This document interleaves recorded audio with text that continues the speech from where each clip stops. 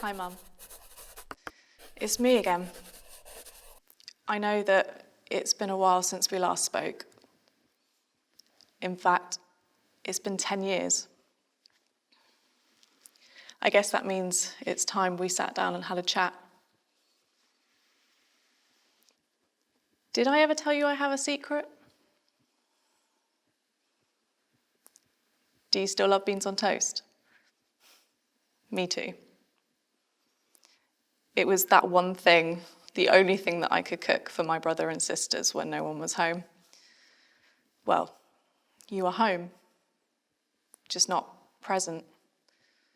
It's funny, things change so fast. 1 minute, I'm the sister, and the next, I'm a replacement parent.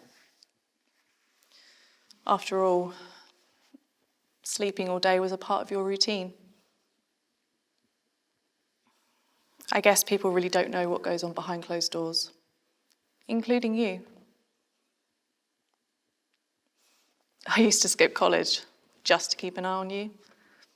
I'd make up any excuse I could just to be at home and make sure you were okay. Make sure you were conscious to pick the kids up from school. Make sure you didn't drive the car. And when the college phoned, you got mad at me. You got mad at me and told me that I was ruining my future. Do you not remember telling me of how I ruined yours? I ruined yours by existing. I guess growing up with you was confusing. I couldn't see straight. 1 minute, you're being hugged, and the next, you're being told you were never wanted. Love and hate should be straightforward in understanding them. I guess I just didn't really know what they meant, especially when it came to you and me. I was scared with every step that I took. At 17, I constantly felt on edge. On call, like a surgeon, to cover up or clear up a mess. Did you ever feel like that at 17? I fell out with all of my friends because of you. I chose you over them, always. I always cancelled on them. My version of the truth was never good enough for them. They didn't know that every night that week I had picked you up off the floor, put you to bed, cleaned the sick, threw away the bottles, and hidden your keys.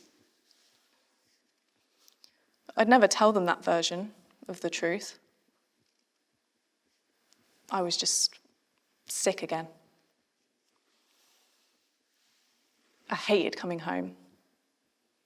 I used to fumble in my bag for my keys just to delay the time a little bit longer until I had to find out what had occurred in the time I'd been away. You know, everything's fine. Everything's fine. Like, everything is normal. I have everything under control. I do have everything under control. I I must have everything under control.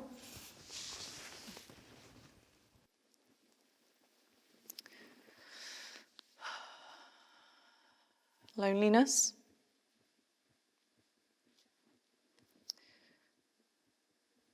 In every aspect of my life, I like to have control. Control is my safety net. What makes me feel safe? I never had a safety net growing up, so I've wrapped myself up so tightly in one as an adult. I'm organised, I'm a planner, and I pride myself on that. But it doesn't change the fact that I'm consumed by guilt. Why could I not control the outcome of your demons. Why could I not control you? Why could I not help you?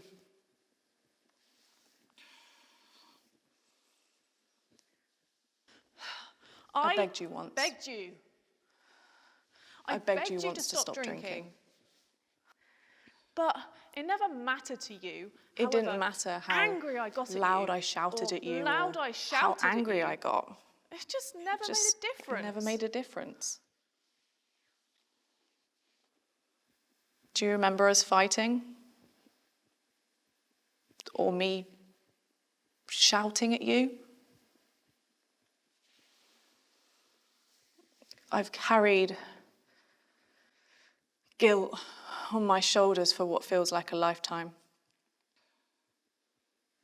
But what more can you do when you feel like you've done everything to make a difference? You still feel guilty. Maybe one more phone call. One more intervention. Maybe one more doctor's appointment. The clanking of bottles in your shopping bag used to fill me with dread. I knew where all your hiding spots were. I even used to fill them up, the bottles, with water, just to see if you'd notice. You always realised and just replaced them. It's just a never-ending cycle. I remember when you left. Do you? Anger was always the focus of our conversations. I think you blamed us. Blamed me. I made the decision to stop talking to you. I made the decision to stop speaking to you. I needed to break away. Weeks turned into months. Months turned into years. And those years turned into 10. I fought a shadow of a label for those 10 years and worked to create a very different life. I wanted to show you what I had done with my life. But would you even care? Is a bottle of convenience just easier to swallow? Would you be proud of me? I don't know. I don't know if I want to know. I think in the back of my mind, I always knew that one day I'd get a phone call. And I did wait.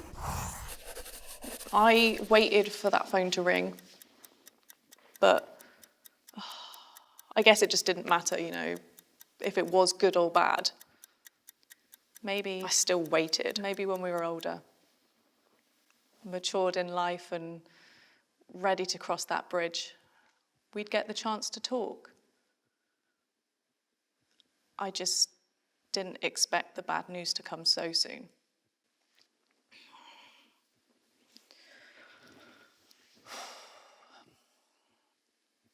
A few days after I turned 28,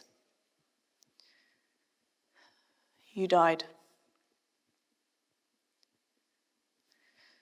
You died at the age of 47 in the hospital that I was born in,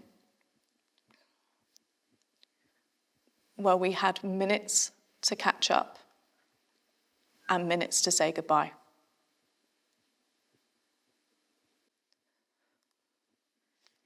The questions I have will never be answered. I don't know how to get closure for those questions. I feel lost in I feel my lost. identity. I feel lost in my own identity. Lost in the I life feel lost that in the life that I had with you. I feel lost in the life that I didn't have with lost you. in the life that I didn't have with you. I never got to tell you about my life. We lost all of that time. You never got And to I never hear got to about hear my about life. yours. We've Maybe I didn't lost want to know what was happening. all of that time.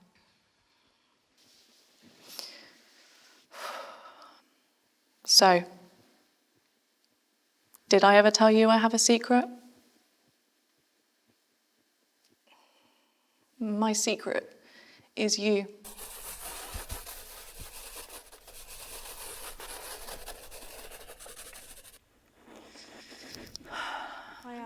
I'm the child of an alcoholic. I am the child of an alcoholic. I'm a child. That is my secret. It was my secret.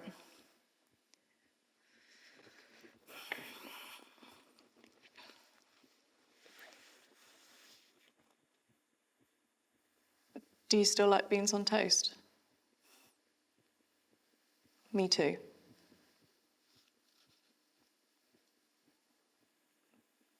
Bye for now. Let's chat soon, Mum.